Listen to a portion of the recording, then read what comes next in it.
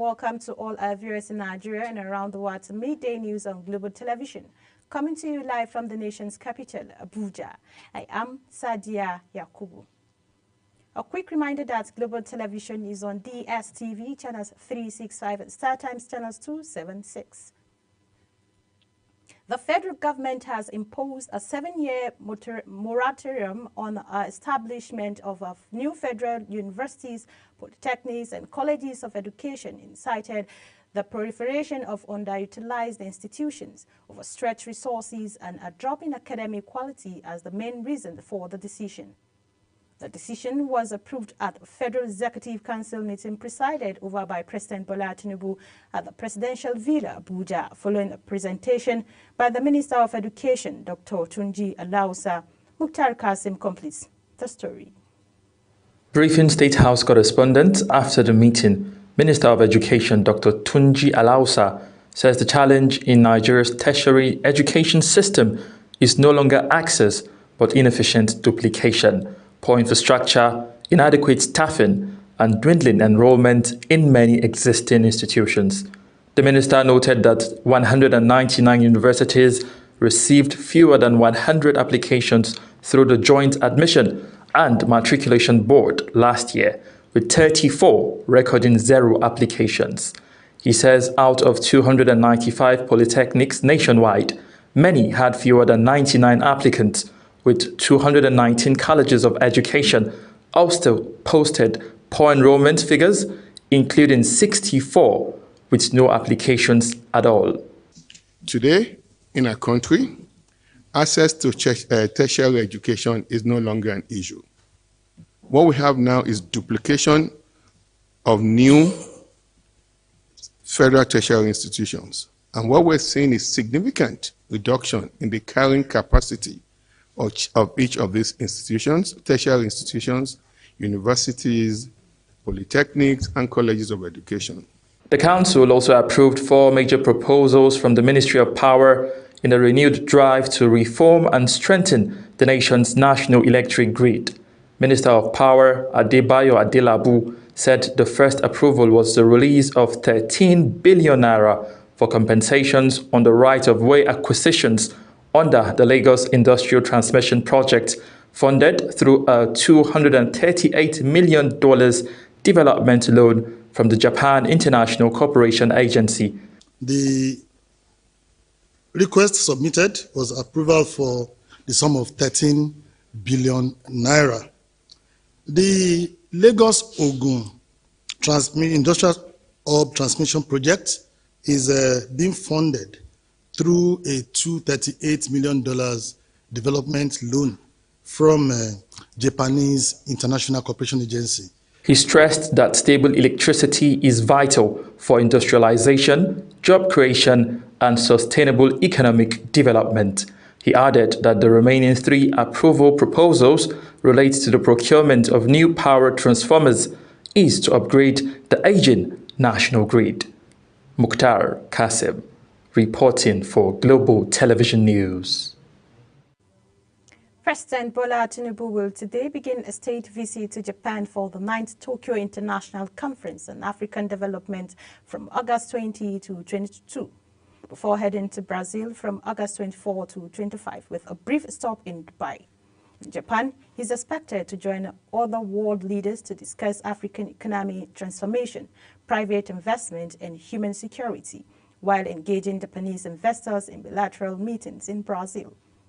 Tinubu will meet President Inácio, attend a business forum, and explore agreements to deepen Nigerian-Brazil relations. President Bola Tinubu has reiterated the determination of his administration to continue strengthening the National Drug Law Enforcement Agency in its fight against illicit drugs. The president, who was represented by National Security Advisor Malam Nuhu Ribadu, stated this at the commissioning of a new operational vehicles for the agency in Abuja. Here is Kike Lomo Okere's reports. At the NDLEA headquarters in Abuja, 48 brand new operational vehicles, 38 SUVs and 10 sedans were handed over to zonal, state and strategic commands across the country. President Bola Ahmed Tinubu, who was represented by the National Security Advisor Nuhu Ribadu, says the vehicle marks another step in government resolve to boost the agency's capacity and keep drug cartel on the run. These vehicles will serve as critical enablers, facilitating rapid deployment, improving logistics, enhancing command and control, and ensuring timely response to hotspots. NDLE Chairman Brigadier General Mohammed Buba Marwa, retired, says the agency has recorded major breakthrough in the past 2 years, including the arrest of over 40,000 drug offenders, seizures of more than 5.5 million kilograms of illicit substance, destruction of over 700 acres of cannabis farm, and conviction of nearly 8,700 traffickers. The procurement of these vehicles was made possible by the fiscal backing of this administration, which continues to demonstrate strong resolve in addressing the root causes of insecurity and social dislocation. Attorney General of the Federation and Minister of Justice Lateef Fagbemi, SAN, also lauded Tinubu's support, stressing the strong link between drug trafficking and violent crimes. He praised Marwa's leadership and moral boost given to NDLE personnel. So I'm happy about what you are doing and the morale of the staff you are boosting. It is very important. If there is no morale booster, you can't get anything done. The Chief of Defense Staff, General Christopher Musa, described the new vehicles as a boost to NDLE's operational capability, while the Director General of Bureau of Public Procurement, Dr. Adebowale Adedoku, commended the agency for adhering to due process in procurement. It is my firm belief that this investment will translate to greater deterrence to those who seek to profit from this destructive trade. The vehicles you see today were thoroughly gone through due process. In fact, I'm bold to say NDLEA for me is an example for other agencies of government. The event ended with decoration of 15 newly promoted commanders to the rank of Assistant Commander General of Narcotics. Kike Lomo Ukeri, Global Television News. The federal government says it is set to acquire munitions, precision bombs and rockets worth $346 million from the United States to boost the fight against insecurity.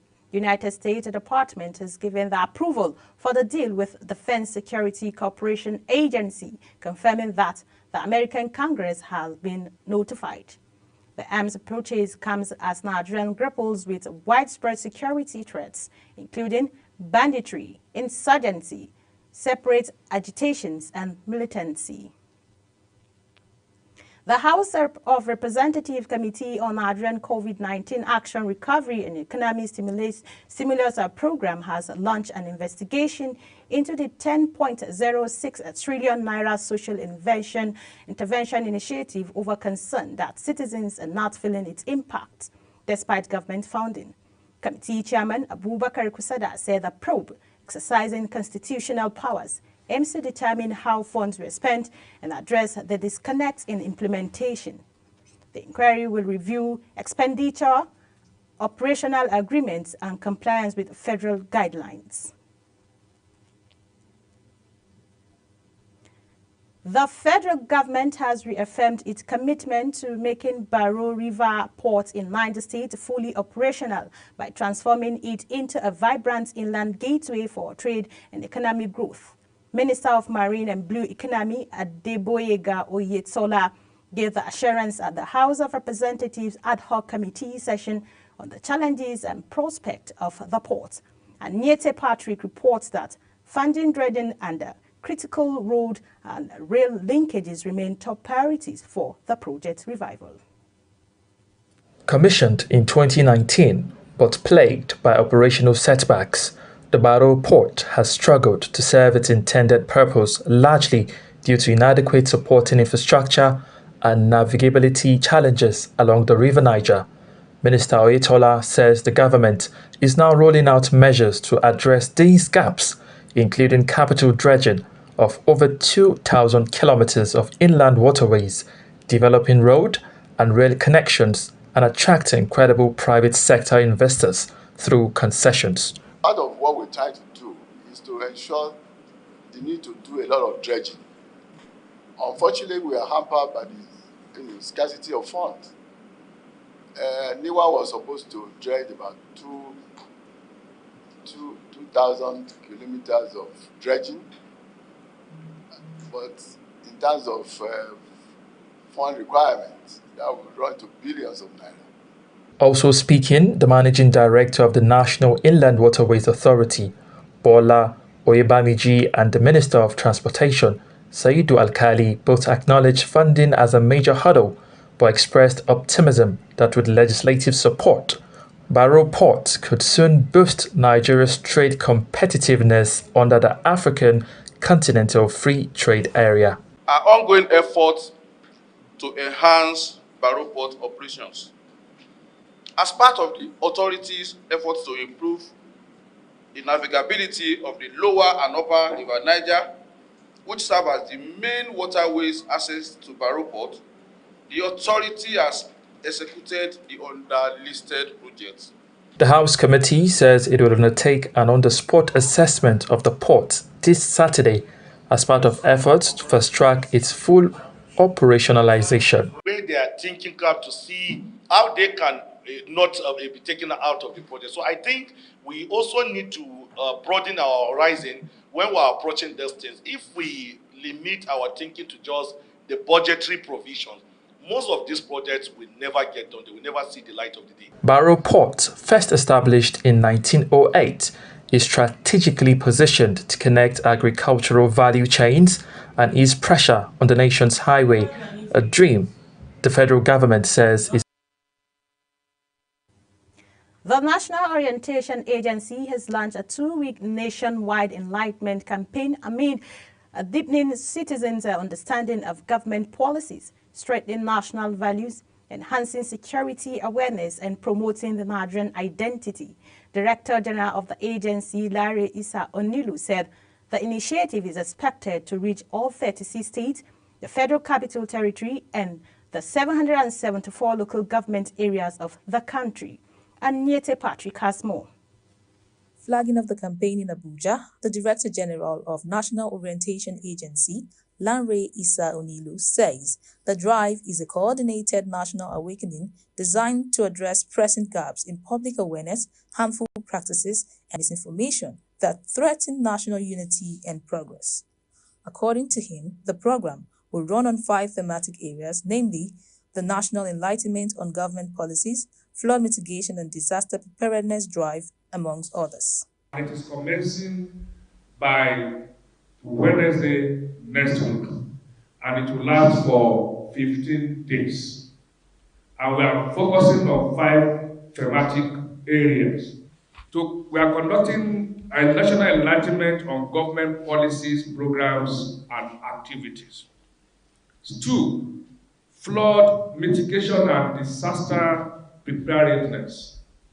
3, national security awareness. That the national security awareness will mobilize citizens to play active roles in safeguarding their communities by reporting suspicious activities and cooperating with security agencies. He says the Nigerian Identity Project will revive respect for national symbols. Nigerian Identity Project and the National Symbols Campaign, which are part of our flagship program of the Nigerian Identity Project, the National Values Charter. We are saying this is not just a campaign. It is a coordinated national awakening that touches the very heart of our identity, safety, values, and development. However, the campaign will be implemented through press conferences, community dialogues, market and schools outreaches, religious and civic gatherings, as well as multilingual media messages on radio, television, and social media. Benue State government has intensified security in parts of Ukum local government area by deploying security personnel to 3 communities to enhance security measures. The communities are Chito, Afia and Mudi. The move comes after urgent appeals from residents and local authorities to federal and state governments for intervention following years of violent attacks by armed men suspected to be herdsmen. Benue State correspondent Felicity Diri reports. Kum local government and other areas of Benue State, Nigerians' food baskets have accounted for high percentage of yam production and other food supplies until armed herders invasion and banditry became the order of the day, leaving the industrious people independent and helpless. Today, the scars of conflict remain fresh, with at least 15 settlements in Ukum local government counting to bear the brunt of sustained attacks. With the uncertainty, the joint military operations of the Operation Wild Stroke has intensified operations in the Axis, resulting in the recent rescuing of 11 kidnapped victims. A move appreciated by the people, including the council chairman, Jonathan Modi, who led the military team on its strategic assessment tour in the area to public infrastructures destroyed as a result of attacks. As you can see, yesterday we deployed in Afia, which happens to be the current senator's village. You know, the people have been crying, and you know, even if you go to that place, yeah, you will see a lot of people there, but they live in fear. They live in fear. People are scared, and you know, they are being attacked on market days. Residents in the area have promised greater cooperation with the security personnel to enable them to succeed, express strong desire to live normal lives again, where their safety is assured and essential services restored. I know our chairman will call he will be assisting us, so the much we can do for people. Chairman, I thought maybe we will call attention of the divisional police officer so that he will be in cooperation with them. Without security, whatever project you have done will be useless. Even if we build schools, build roads, build hospitals, provide water, electricity, and there's no security, there will nobody to benefit from those amenities. And so, with the presence of security at Afia today, we believe that all our markets that are no longer functioning will come back to life. The development of security operatives is part of renewed efforts to eliminate criminal elements to strengthen peace and security of most communities in Sankra Axis of the state affected by insecurity. In the meantime, stakeholders have called for a coordinated national and state effort to restore stability, rebuild lives shattered by years of violence, and help affected communities regain dignity. In Makurdi, Felicity Ndere reporting for Global TV News. You're watching the live broadcast of Midday News. When Midday News returns, federal government pledges to build a $1 trillion economy by 2030. Details coming shortly, plus foreign and sports stories on the other side of this break. Please stay with us.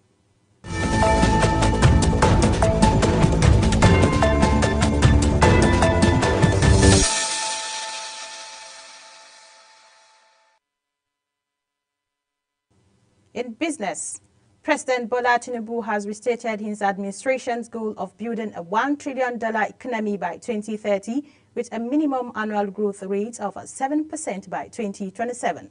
The president, who presided over the Federal Executive Council, approved a series of landmark policies and projects covering finance, power, education, and transport. Kike Lomo Okiri completes their story.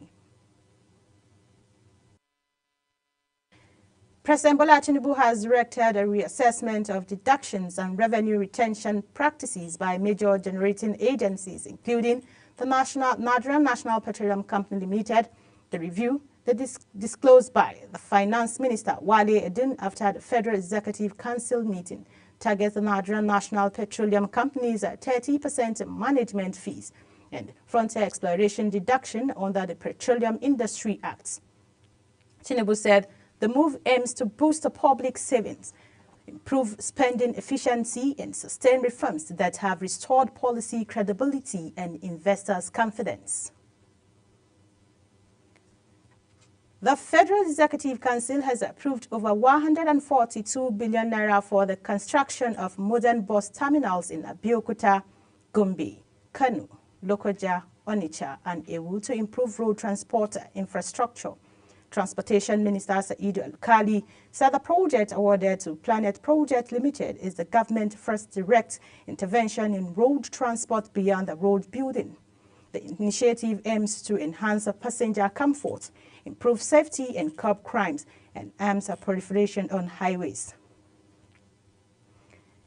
And on the foreign scene, Gabon's government has adopted an amnesty covering participants in the 2030 coup and the failed 2019 rebellion, including high-profile detainees such as Lieutenant Kelly Ondo. Officials framed the move as a fostering reconciliation while unveiling economic reforms targeting 10% growth, reduction, and improved tax compliance. President Oligu pledged to heal political diversions while boosting value-added production and cutting raw materials exports.